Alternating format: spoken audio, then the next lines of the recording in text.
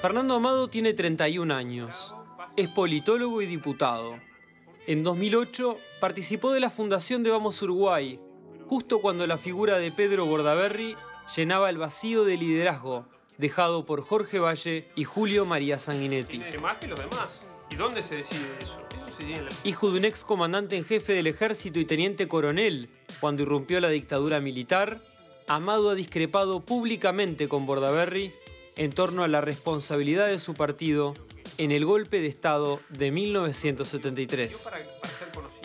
Pero esa, con ser relevante, no ha sido su única discrepancia. Hace pocas semanas, el desacuerdo de Amado con el tejido de la alianza entre blancos y colorados para ganar Montevideo volvió a enfrentarlo con la máxima dirigencia de su sector. Decir, no, se maneja sencillo, es muy fácil. No, tenemos tensiones, tenemos momentos en donde Pedro se enoja conmigo, yo me enojo con él y digo, eso pasa. En un partido que parece incrustado a la derecha, con poco juego hacia el centro y un sector que ostenta una abrumadora mayoría interna, Amado intenta abrir la cancha hacia posturas de tinte vallista. Los embates verbales contra la hegemonía bordaberrista en temas como el aborto y la marihuana lo pintan como sapo de otro pozo. Aunque esas diferencias no se traduzcan luego en decisiones políticas concretas. Como un cerrojo que carga sobre sus espaldas, más de una vez la disciplina partidaria le ha cerrado el paso a la desobediencia. Otros tópicos, como el de la seguridad, lo han encontrado más cerca de las huestes conservadoras. El principio de la tolerancia cero en la lucha contra la inseguridad ciudadana y la bandera de la baja de la edad de imputabilidad lo imantaron al conjunto. Tras la reciente aprobación colorada al acuerdo opositor en la capital del país, Amado desistió de su pretensión de postularse a la Intendencia de Montevideo. Resta saber, de aquí en más, si Amado elige dar vuelta a la página o persistir en su rebeldía con causa. Si no es ahora, va a ser el intendente a futuro. Por eso yo sigo con mi lema, ama Montevideo, vota Amado. Otra cosa no le puedo decir. Yo creo que hay que embarrarse la página.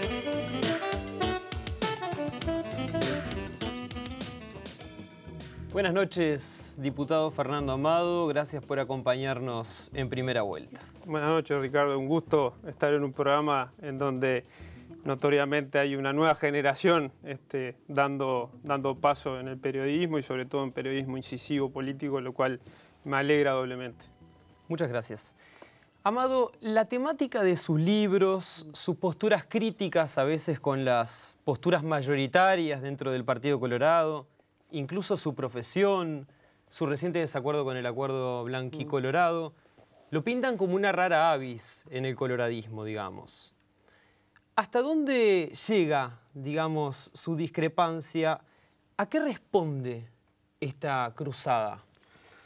Yo creo que es la natural diferenciación de actitudes o de, yo diría, definiciones, temáticas, que en un partido de hombres libres es natural que uno dé su opinión y cuando está de acuerdo apoye a carta cabal con lo que está de acuerdo y cuando está en desacuerdo diga lo que piensa, lo que siente y sobre todo advierta sobre las consecuencias que puedan llegar a tener determinadas decisiones que quizás son de una importancia trascendental para mi partido y que es mi obligación personal y política decir claramente qué es lo que pienso sobre un curso de acción que se puede llegar a tomar. Entonces, no me parece que sea una actitud, digamos, de rebeldía sin razón, sino que simplemente es el natural debate muchas veces de gente de distintas edades, de distintas generaciones, de distintos perfiles, gente con matices, ¿verdad?, que hay en un Partido Colorado que por suerte está volviendo a debatir, que está volviendo a discutir internamente y que está volviendo a generar, diría yo, perfiles diferentes dentro del propio partido que en el pasado, cuando yo empecé a militar, por ejemplo, en el 2001, esos perfiles se iban esfumando y casi que todo era lo mismo. Bueno, ahora hay, por suerte, una renovación notoria del Partido Colorado, y dentro de esa renovación notoria del Partido Colorado, que empezó en el 2007 y se cristalizó en el 2009 con la llegada de Pedro a la candidatura a presidente, y con Pedro muchos de nosotros que llegamos a cargos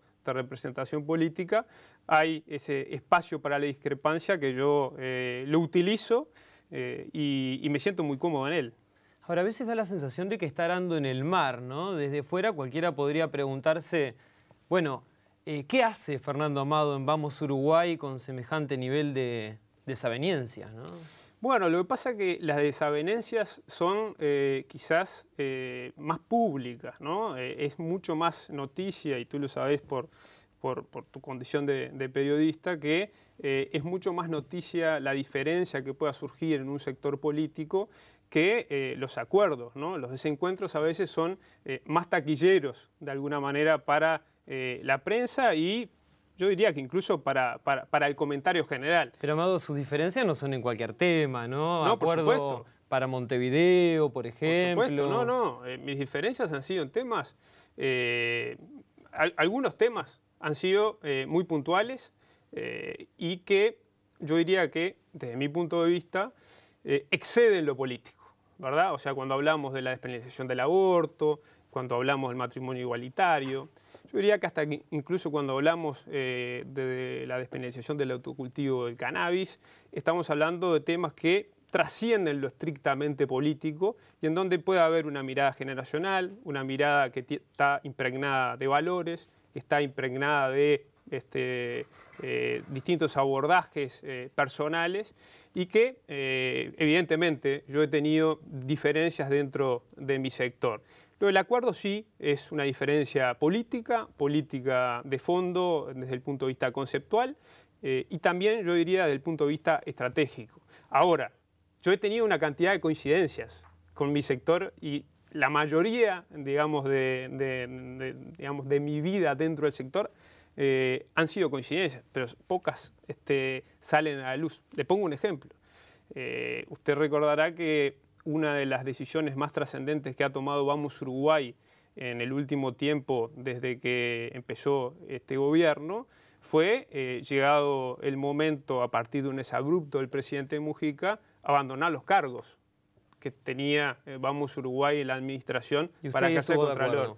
No solo tuve de acuerdo, sino que fui el promotor. Incluso Pedro, en un ejecutivo ampliado de Vamos Uruguay, lo dijo públicamente, de que uno de los promotores había sido yo. Es decir, he influido positivamente en muchas de esas cosas. Cuando fuimos el Día del Nunca Más, cuando Tabaré Vázquez nos convocó a la plaza para el Día del Nunca Más, yo fui el primero en pararme y decir de que teníamos que ir a la plaza a acompañar al presidente.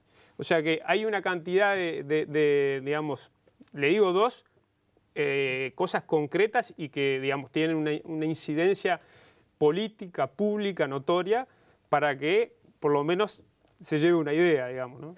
Amado, ¿por qué no se buscó un consenso partidario para retirar a los directores de los entes y lo hizo solo Vamos Uruguay? Bueno, hubo de alguna manera, yo creo, dos visiones tan legítimas como distintas.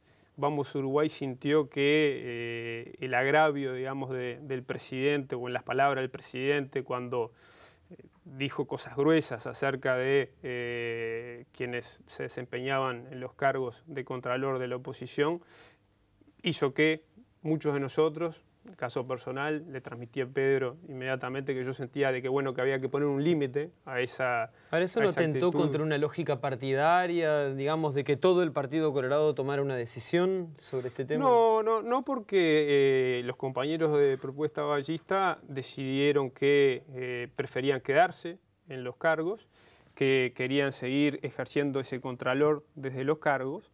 También es cierto que digamos, es importante ver cómo se seleccionaron los cuadros políticos que estaban en esos cargos. En el caso de Vamos Uruguay, y yo no digo ni que uno sea mejor ni peor, nosotros hicimos lo que sentíamos.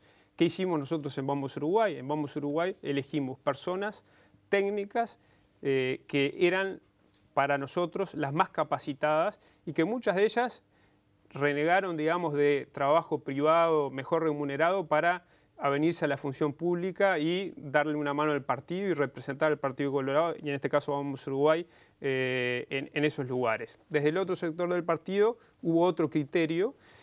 Entonces, a nosotros también, es bueno decirlo, se nos hacía también más fácil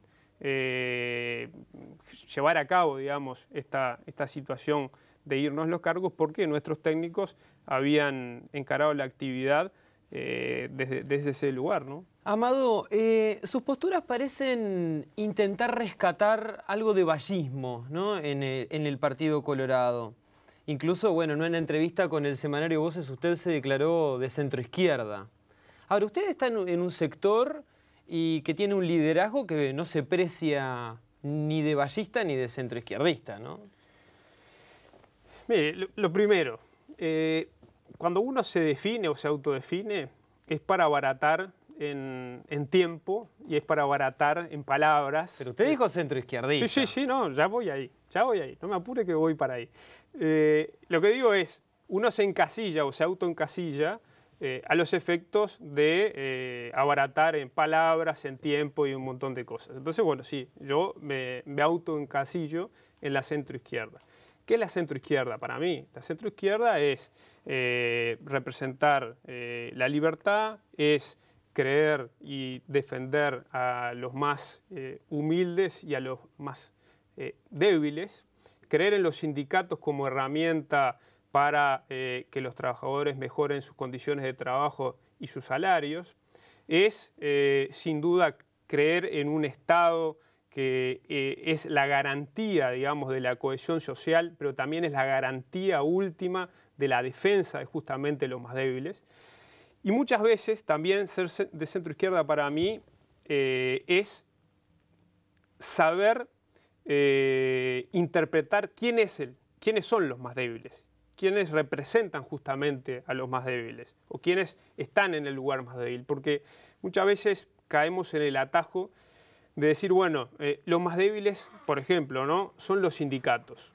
Eso es falso muchas veces, eso es falso. Y le digo con conocimiento de causa, yo trabajo en el Parlamento de la Comisión de Legislación del Trabajo, y es notorio que evidentemente hay sindicatos de una fortaleza muy grande que dejan traslucir notoriamente que en muchas de las circunstancias no son los débiles en un planteo o en una situación concreta, ¿no? Entonces, primero, ver la situación, no actuar con ningún prejuicio y detectar quién es el más débil. Y ponerse y tratar de ayudar al más débil. Porque en general los poderosos o quienes están en la ecuación, en la función de fortaleza, se pueden defender solos. Amado, ¿qué tiene de vallista o de centroizquierda Pedro Bordaberry? Mira, Pedro, yo creo que es una pregunta para él, notoriamente. Yo no voy a contestar por él, pero yo te digo lo que veo yo de él. Pedro, en primer lugar, una de las cosas más vallistas que ha logrado instalar dentro del Partido Colorado y dentro de Vamos Uruguay es la horizontalidad total de las discusiones. Yo, diputado, recién electo, con 3 años y poco de legislatura, discuto con Pedro hasta públicamente con una horizontalidad que creo que muchos partidos miran de afuera y hasta yo no sé si tienen una sana envidia. Entonces, o por lo menos la sana envidia los tienen los dirigentes que no son de primera línea, ¿no? Entonces, la horizontalidad es algo que Pedro Bordaberry trajo al partido y a Vamos Uruguay sobre todo, y yo creo que tiene que ver con el vallismo. Otra cosa es que las decisiones del grupo se terminan tomando en conjunto. Me gusten o no me gusten. Ahora, a veces eso no me han gustado. en cuanto a la orgánica, ¿no? Pero Sí. sin embargo, por ejemplo, en el contexto de la política de seguridad, cierto énfasis punitivo, o por ejemplo en la economía, la restricción del Estado y y Correa libre para el mercado, por ejemplo, en esos aspectos, Bordaberry no parece tener una óptica ballista, ¿no? O sostener un ideario ballista. Yo lo de la perspectiva del Estado no lo veo tan así. Quizás tú lo has escuchado en alguna cosa concreta, tener una postura restrictiva en cuanto al Estado. En lo que yo, digamos, he visto, no parece escuchado, asignarle un papel fuerte al Estado, que le he escuchado, ¿no? Discursos y, digamos, conversaciones. Yo creo que él le asigna, sí, al Estado un papel importante. ¿En qué temas, por ejemplo? En la educación. En la educación le asigna un papel importante.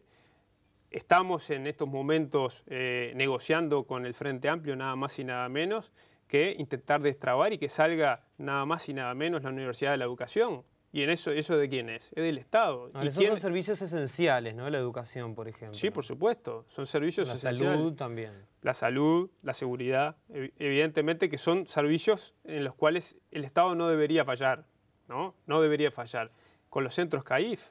Los centros CAIF, Bordaberry ha sido muy claro, ha sido muy contundente en su prédica a favor de esa política. En las escuelas de tiempo completo. Ahora, por ejemplo, en un eventual gobierno de Bordaberry, ¿usted piensa que se mantendría esa visión del Estado como generador y distribuidor de riqueza, como por ejemplo lo que sucede en Alur?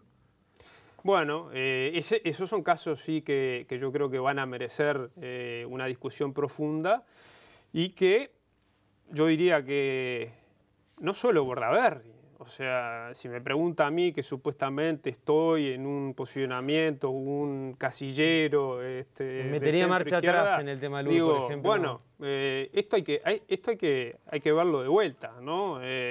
¿Por qué hay que generar este subsidio? ¿Por qué hay que generar este tipo de política?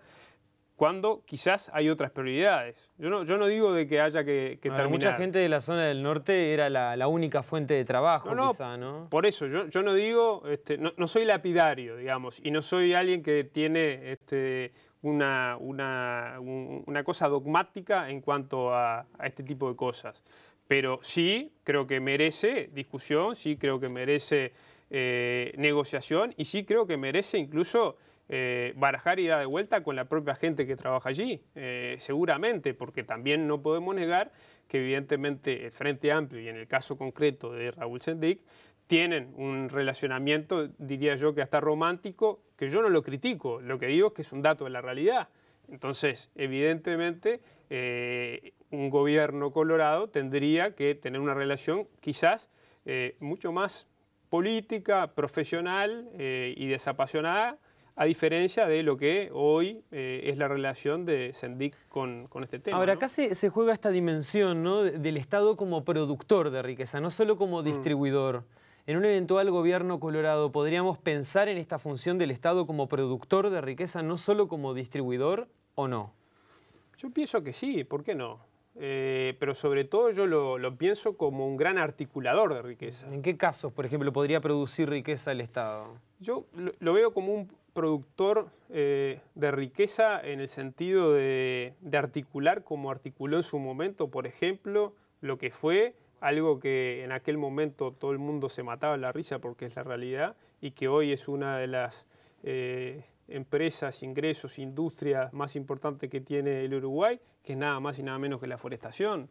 ¿Quién fue el que implementó, el que acaloradamente debatió e impulsó la ley forestal? Fue un gobierno colorado, en donde en aquel momento se decía, bueno, mientras se planten los arbolitos y mientras pase el tiempo... Ahora, ahí no estamos hablando de que el Estado produzca riqueza, no como Estado en tanto tal. Bueno, pero es articulador nada más y nada menos de algo que después va a producir muchísima riqueza y que la estamos viendo hoy día y por suerte la estamos disfrutando, ¿no? O sea, lo estamos disfrutando los uruguayos todos porque son los trabajadores en las empresas, son los camiones, son quienes han justamente forestado. O sea, que hablamos como de un Estado, digamos, regulador, un Estado en qué dimensión, digamos, no productor, pero sí quizá regulador, dice usted. Digo, Estado regulador, Estado, yo diría que árbitro muchas veces, tratando de tomar distancia y, como decía hace un ratito,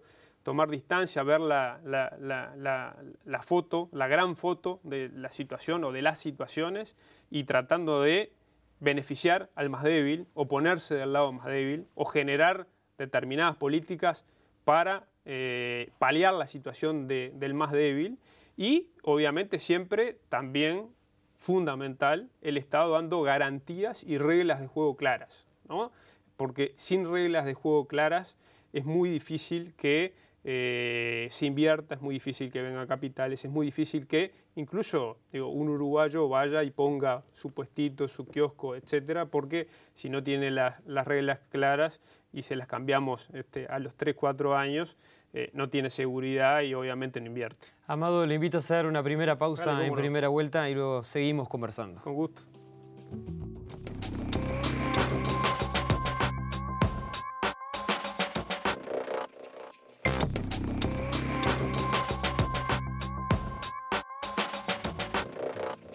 Estábamos conversando con el diputado Fernando Amado del Partido Colorado. Hablábamos del Estado, ¿no? Y de la presencia del Estado en temas como la economía, la seguridad, la educación. Y ahora le propongo pasar a otro tema que es interesante. ¿Cuál es su mirada del segundo gobierno de Sanguinetti y el gobierno de Jorge Valle? Interesante. Bueno, el segundo gobierno Sanguinetti, dijiste, ¿no? Sí. El segundo gobierno Sanguinetti yo rescato algunas cosas muy importantes, ¿no? En primer lugar, la reforma educativa, quizás no toda, pero sí algunas cosas, algunas políticas concretas que nada más y nada menos hemos logrado, los uruguayos todos, que se transformen en políticas de Estado. Me refiero a la educación preescolar. Nadie discute, pasó el gobierno Sanguinetti, después vino Jorge Valle, después vino Tabaré Vázquez, después vino Mujica, y la educación preescolar es una política de Estado ya del Uruguay. Obviamente, las escuelas de tiempo completo, de vuelta, pasaron el gobierno de Sanguinetti, pasaron el gobierno de Valle, pasaron el gobierno de Tabaré Vázquez y el de Mujica, y se sigue incrementando y se apunta como una política muy importante del Uruguay. O sea, eso creo que es algo que Sanguinetti dejó, además en un momento en donde en la década de los 90 la mayoría de los países vecinos y latinoamericanos apostaban a la educación privada y apostaban a los sistemas de vouchers, a los sistemas de regulación a través de ¿Y en materia de derechos privadas. humanos, por ejemplo? Ya, una más y vamos para ahí. Eso me parece importante porque fue muy valiente tanto Rama como Sanguinetti en enfrentar, digamos, la tendencia que venía latinoamericana privatizadora de la educación y apostar a la educación pública y sobre todo a la escuela pública. La segunda, la reforma de la seguridad social, que era fundamental, si no iba a estar complicado.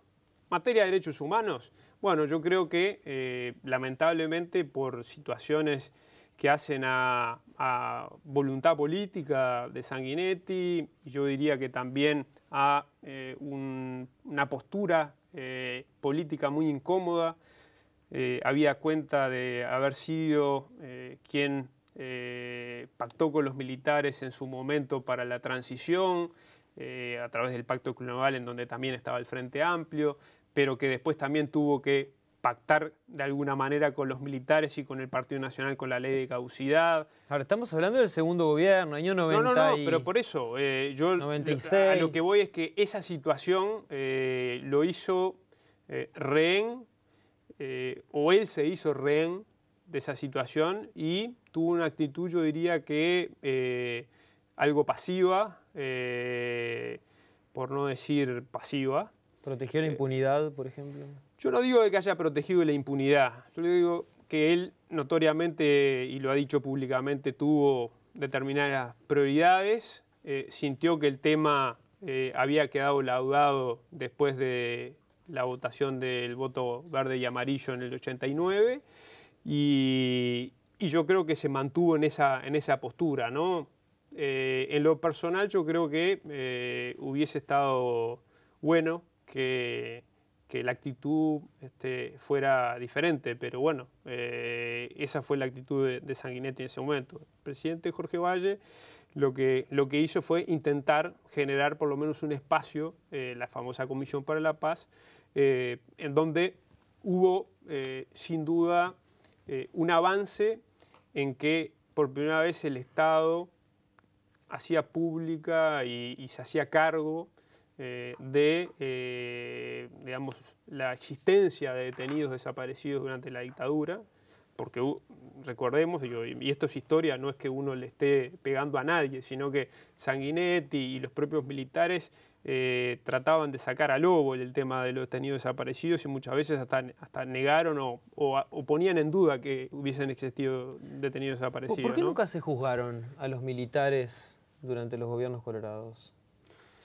Bueno, yo creo que aplicaron la ley de caducidad según su parecer. Era antojadizo, ¿no? Claro, Quizá. según su parecer y según su convicción política. O sea, hay una convicción política dentro del Partido Colorado y sobre todo dentro de la generación que fue partícipe de la transición democrática, en que lo primero era el cambio en paz, lo primero era lograr la transición de la dictadura a la democracia de la mejor manera posible, con las menores heridas posible, y que ese cambio en paz de alguna manera se cristaliza con las famosas 3 leyes, la ley de amnistía a los presos políticos, la de los funcionarios públicos y luego la ley de caducidad. Y es como que ese es, yo diría que el eslogan de la defensa de por qué no se siguió o no se investigó en el tema de derechos humanos. Que yo esté de acuerdo o no esté de acuerdo es otro tema. Yo lo que te estoy contestando es en qué se basa digamos, la política de Sanguinetti y del Partido Colorado en ese momento, y sobre todo del Partido Colorado y de sus principales figuras en cuanto al tema de derechos humanos. Amado, el tema del pasado reciente parece haber sido especialmente traumático para el Partido Colorado, Por supuesto. ¿No? Tiene para usted incluso algunas connotaciones familiares, ¿no? Siendo que, bueno, su padre fue comandante en jefe del ejército durante el gobierno de Sanguinetti, el segundo gobierno, cuando, bueno, el golpe de Estado era teniente coronel. ¿Cómo procesa las políticas de aquel momento y cómo elabora su propia situación familiar, Fernando Amado?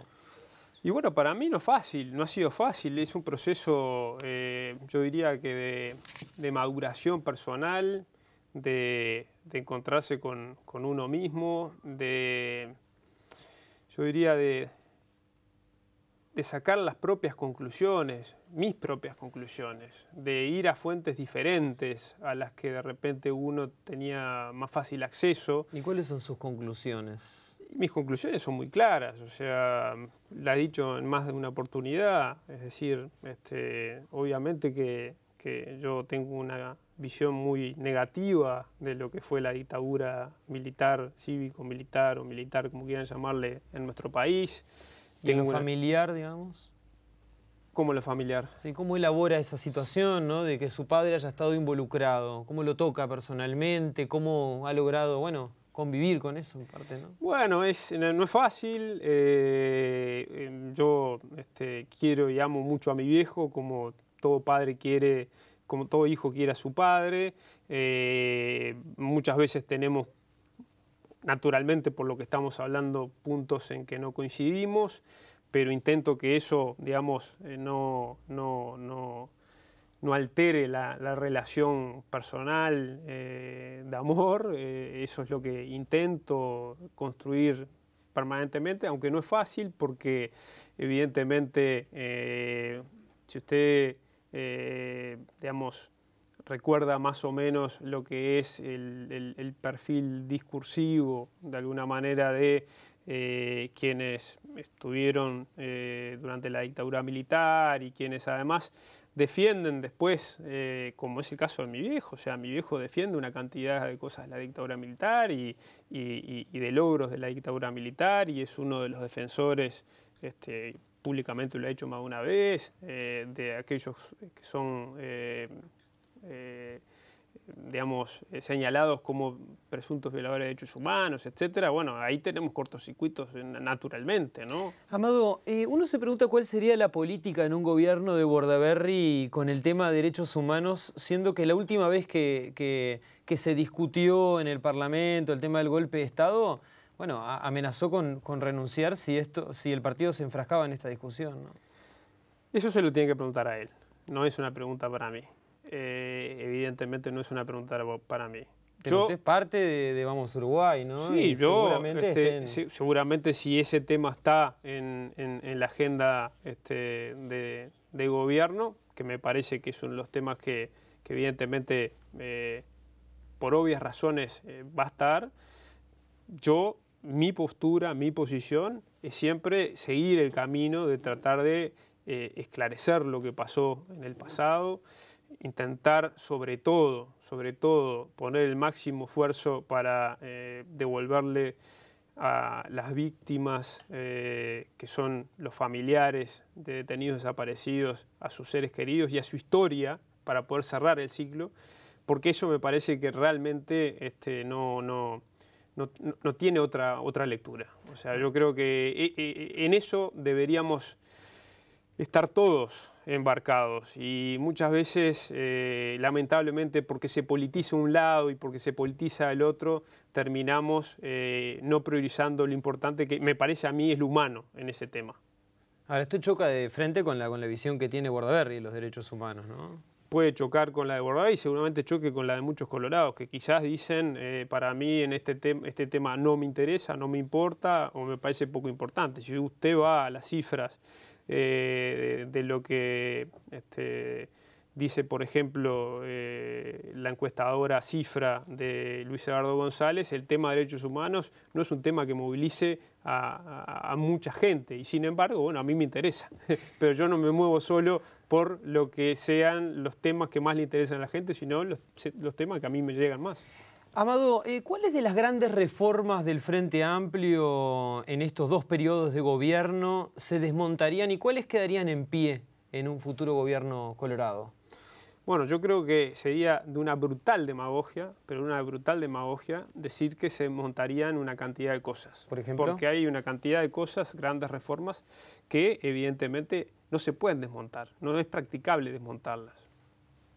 Muchas, el FONASA, la reforma tributaria, hay que tener mucho cuidado con qué es lo que hay que cambiar y cómo hay que cambiarlo. Yo diría cosas buenas que dejaría de principio a fin. La política que se implementó en el tabaco, yo creo que fue uno de los golazos del gobierno Tabarás, que lo digo con total honestidad. Yo que no soy fumador, era una víctima de la dictadura de los fumadores en todos los lugares, públicos y cerrados.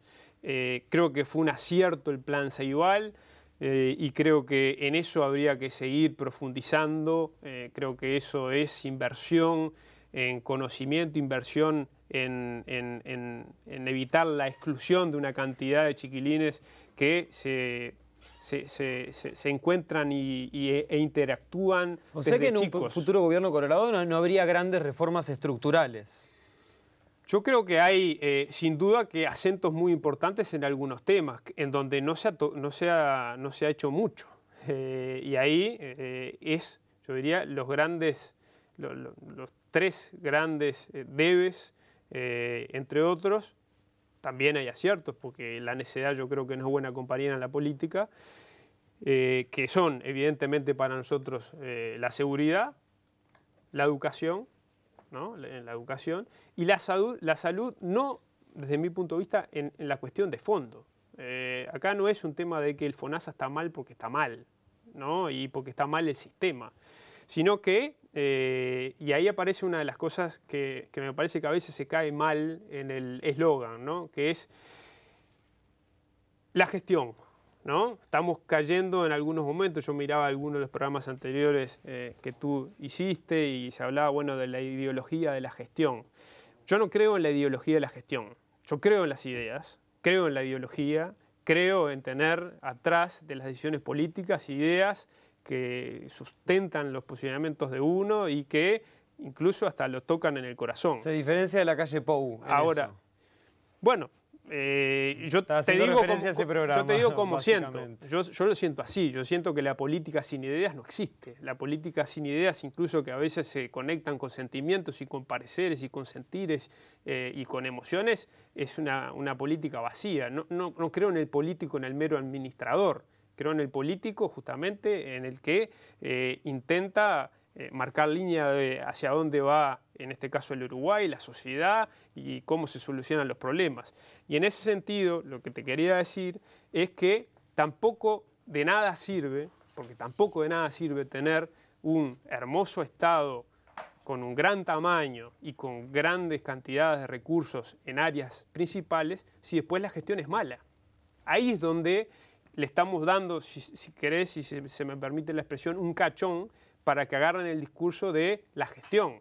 Porque es verdad que un Estado con mucha plata en los lugares principales, pero que no la ejecuta bien y que no tiene resultados, se transforma en una especie de monstruo amorfo que no termina solucionando los problemas de la gente. No termina solucionando ni la seguridad, no termina solucionando la educación y no termina solucionando la salud. Entonces, allí es donde aparece la palabrita de la gestión, en donde evidentemente el gobierno ha fallado y ha fallado fuerte.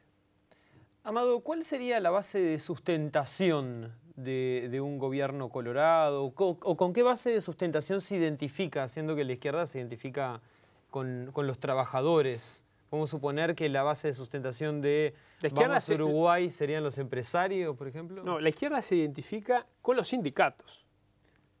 Bueno, históricamente la izquierda siempre ha dicho que se identifica con los trabajadores, por lo menos en el discurso aparece eso, ¿no? Claro, lo que pasa es que no olvidemos también que el Frente Amplio, desde un tiempo a esta parte, nos viene planteando, y digo lamentablemente porque yo creo que pierde calidad el debate y pierde calidad incluso el debate electoral, un mapa, yo diría que algo tramposo de lo que es su propuesta política. Porque cuando vemos a Tabaré que vuelve y vuelve con las pilas recargadas y nos plantea un país de buenos y malos y de derecha a izquierda, etcétera, etcétera, todos sabemos que en realidad no es así.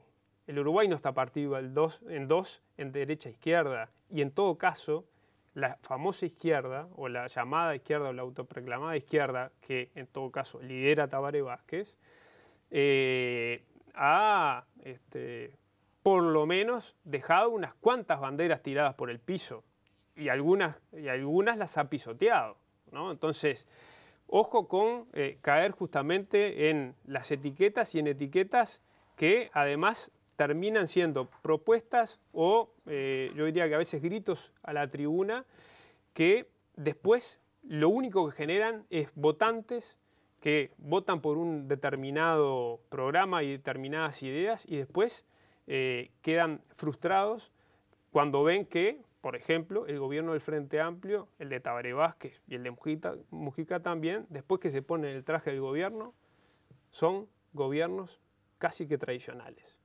Casi que tradicionales. Entonces, hay que tener cuidado porque eso desprestigia la política y si desprestigia la política y desprestigia a los partidos políticos, desprestigia lo que es la base de la democracia. Entonces, yo soy de los que cree que los partidos políticos, yo soy enamorado de los partidos políticos, de todos. Y espero que todos tengamos la madurez política, Frente Amplio, Partido Nacional, Partido Colorado, para tratar de hacerle un dribbling a la demagogia y no tratar de sacar banderas que en realidad todos sabemos que no vamos a usar o que vamos a pisotear al otro día de asumir el gobierno. Ahora, Amado, por ejemplo, durante el gobierno de Vázquez, los trabajadores recuperaron esa herramienta de los consejos de salarios, ¿no? Sí, que usted valoraba al comienzo. Sí, llegaron, ¿no? Sí, es una de las cosas positivas del gobierno Tabaré Vázquez y llegaron para quedarse. Sobre todo porque a través de eso, a través de la negociación colectiva y de los consejos de salarios, se ha incrementado algo que para mí es muy importante, que es el salario del trabajador. ¿Hubo un aprendizaje ahí? Sí, sin duda, un aprendizaje y en realidad yo diría que una situación que yo no entiendo, que yo como colorado joven, digamos, no entiendo, por qué en los gobiernos colorados anteriores no se reimplantó el Consejo de Salarios. Yo no lo entiendo. ¿Nunca se lo preguntó a Sanguinetti, por ejemplo? No se lo pregunté, pero sí, digamos, mirando cómo se dieron esos gobiernos, creo que el Partido Colorado en esos gobiernos terminó en una suerte de lógica preso, de una lógica confrontativa, y no vio el bosque, que el bosque del Partido Colorado nunca podría haber sido no tener consejos salarios. Aquello de que nunca se perdió una huelga durante el gobierno de Sanguinetti. Bueno, esa frase que si es así es muy infeliz, y que en realidad yo creo que a lo que siempre debió apuntar el Partido Colorado, como te decía hace un rato, es a ver la big picture, la foto grande, y decidir a partir de esa situación quién es el privilegiado, quién es el débil, y estar del lado de la ley. Porque a veces, y yo lo veo permanentemente, a veces sindicatos como el del Zunca es un sindicato muy fuerte, o COFE, ni hablemos, ¿no? O ADEOM. Lo invito a hacer una nueva pausa y ¿Cómo enseguida no? volvemos.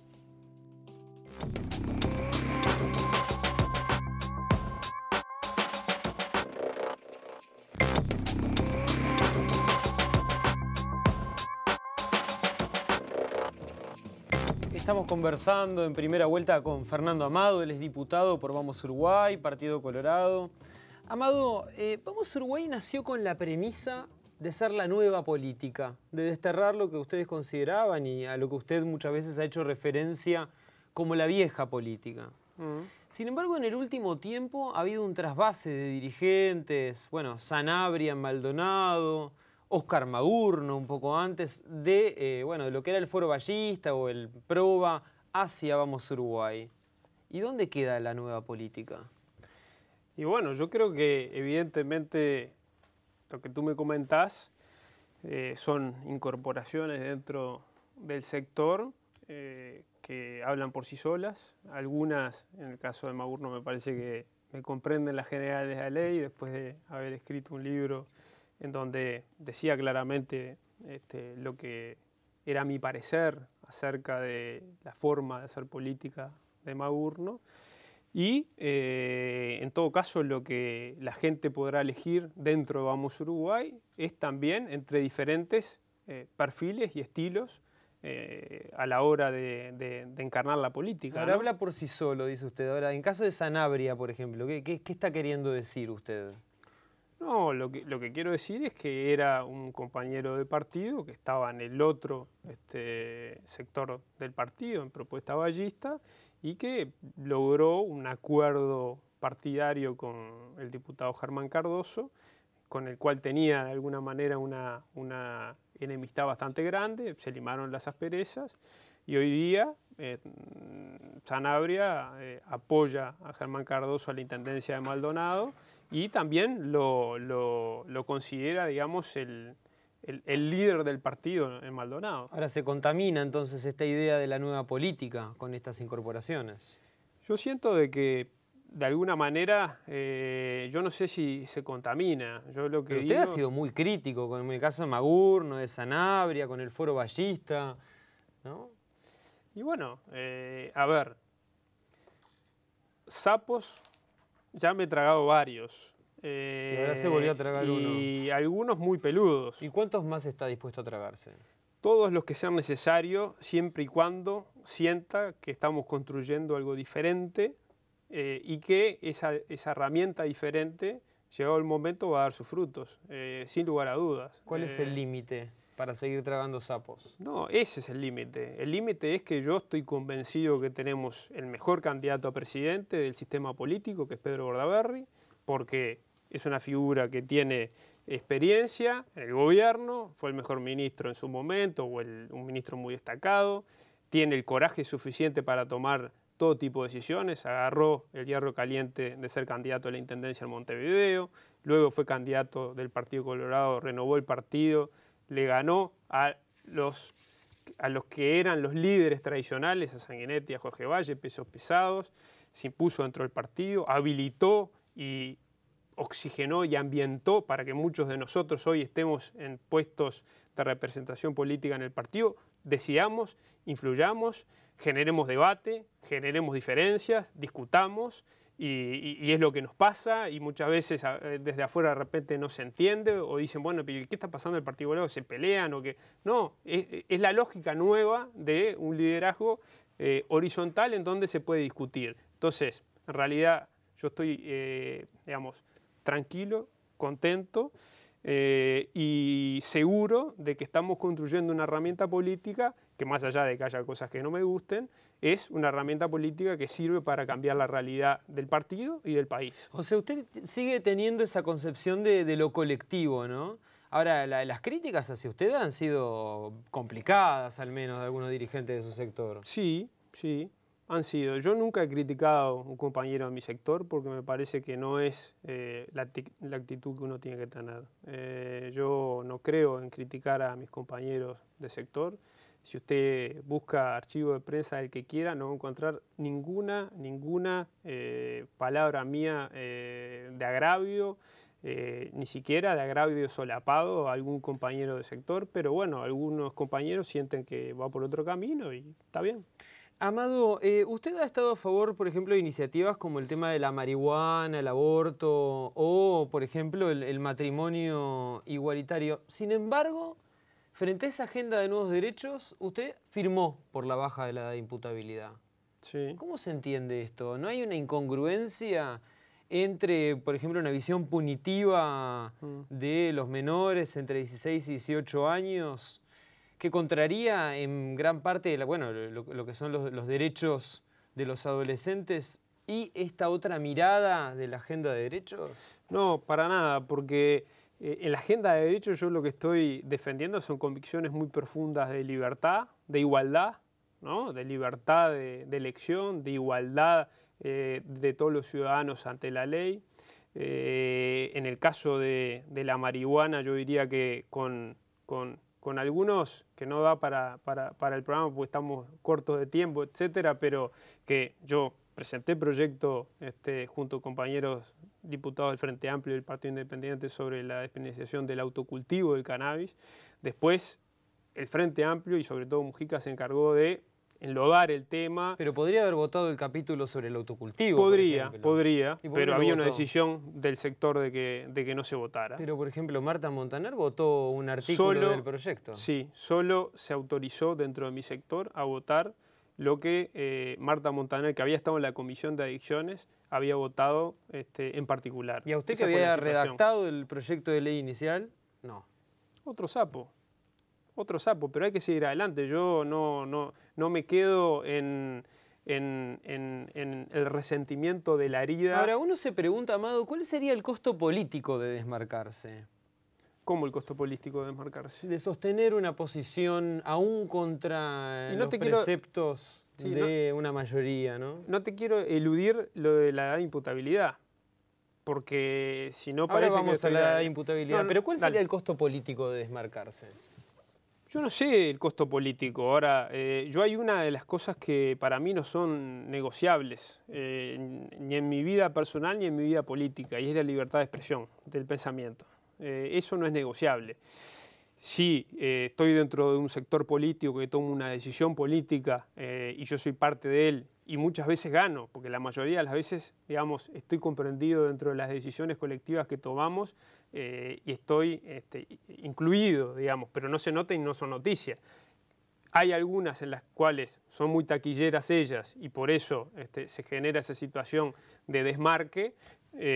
Yo no creo que eso genere ningún tipo de situación de costo político. Y si genera costo político, no me importa. Volvemos al principio, Amado, ¿no? Uno se pregunta, ¿dónde queda ese partido de hombres libres cuando el líder, por ejemplo, cuando se discute sobre pasado reciente, amenaza con renunciar, ¿no? Bueno, el tema del pasado reciente, obviamente para el líder, es un tema delicado, por razones obvias. Y entonces, cuando Pero uno... usted, por ejemplo, es hijo también de un militar y no tiene empacho en decir lo que piensa. Yo no tengo pacho, pero son formas que cada uno en su fuero íntimo y personal sabe por qué las entiende y las practica así, y yo las respeto. Pero estamos hablando de la visión del pasado reciente, no del vínculo de Bordaberry con su padre. Y eso tiene connotaciones políticas, esa mirada sobre el pasado reciente, ¿no?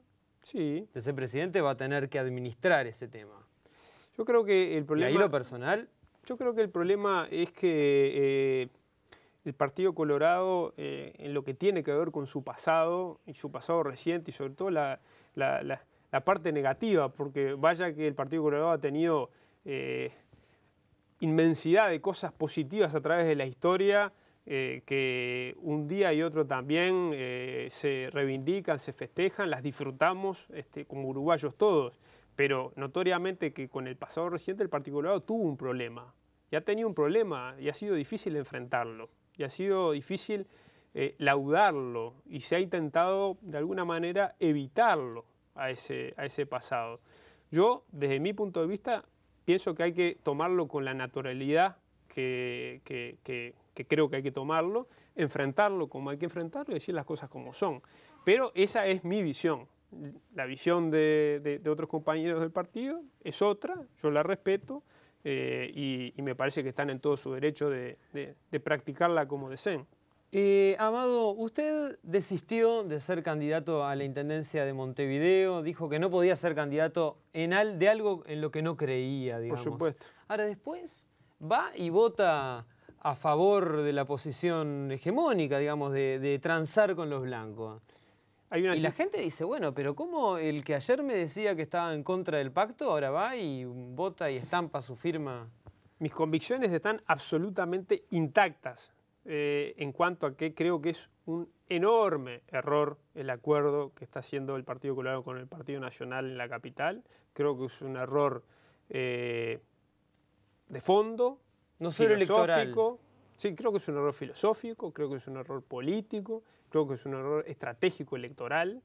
Yo siento que el Uruguay tiene que ir hacia una política de equidistancia entre los partidos y no seguir alimentando una suerte de familias ideológicas en las que no creo, Yo me siento a veces cercano a algunos sectores del Frente Amplio y a veces me siento cercano a propuestas que hacen algunos sectores del Partido Nacional y me siento capaz de acordar con unos y con otros.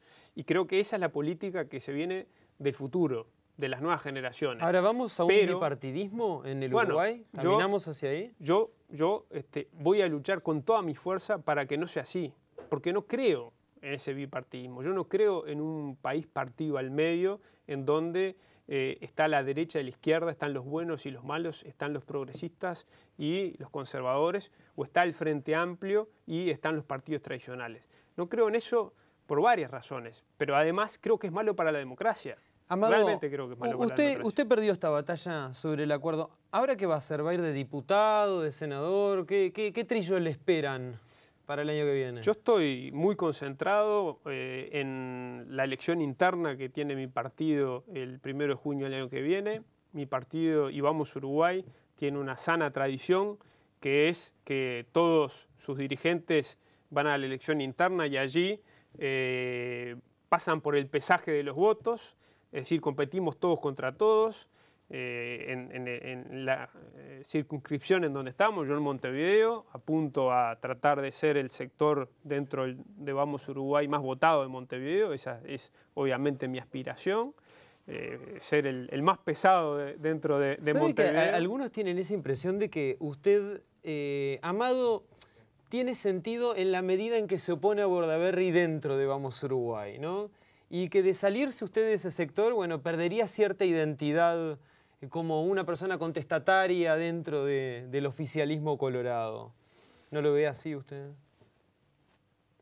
Digamos, eso corre por cuenta de los que lo vean así. Yo me siento, como ya te digo, concentrado muy fuertemente en esa interna, tratar de que Vamos Uruguay, digamos, tenga una excelente elección en esa interna y que dentro de esa interna mi grupo en Montevideo trate de llegar a su máximo potencial, a los efectos de que cosas que en este periodo de repente estuve en minoría, en la próxima esté en mayoría, en el próximo periodo, porque esas son las construcciones que hay que ir haciendo en política.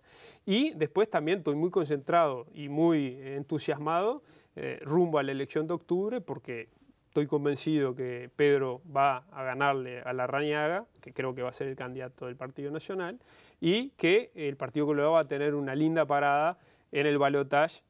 ¿Lo ve ganándole Vázquez? Yo creo que va a ser una linda contienda, en donde evidentemente va a haber dos personas diferentes, de distintas generaciones, con obviamente distintas formas de liderazgo. Tenemos uno, Tabaré Vázquez, que con sus aciertos y con sus errores es una especie de emperador, ¿no? En donde es el que manda, el fuerte, el que está allá arriba en el Olimpo.